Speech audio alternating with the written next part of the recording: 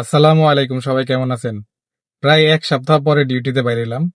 আমার ম্যাডাম একটু অসুস্থ ছিল, এর জন্য এক সপ্তাহ পর্যন্ত বাসায় ছিলাম। শুধু গেছি হসপিটালে নিয়ে গেছি, হসপিটাল থেকে আবার বাসায় আসছি।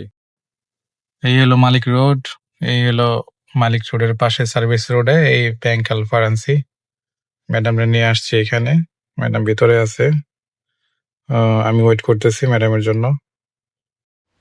এরপরে কোথায় যাব সেটা আমি এখনো জানি না।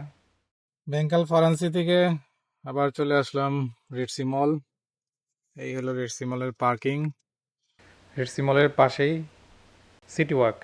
এটা শীতের সময় চালু থাকে, শীতের সময় অনেক এখানে এক্সিবিশন হয়। ইনশাআল্লাহ সামনের শীতে আবার আপনাদের দেখাবো সবাইকে ভিতরে কেমন হয়।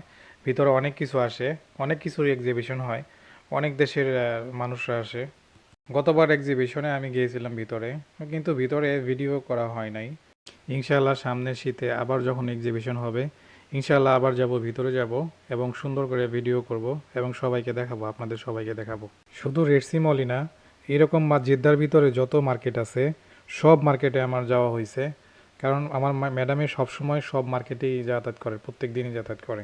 প্রথম যখন সৌদি আরবে আসছিলাম তখন শুধু আমাকে লোকেশন দিতে হইতো, প্রত্যেকটা জায়গায় যাওয়ার জন্য লোকেশন দিতে হইতো। কিন্তু ১ বছর পর থেকেই আর কোনো জায়গায় যাওয়ার জন্য লোকেশন দেওয়া লাগে না, কারণ আমি এখন সব কয়টা লোকেশনই চিনি। চলে এসেছি বাসায়, এখন গাড়ি পার্ক করব। আমার আজকের মতো ডিউটি শেষ, রাত্রে হয়তো বা একটু ডিউটি থাকতে পারে। এই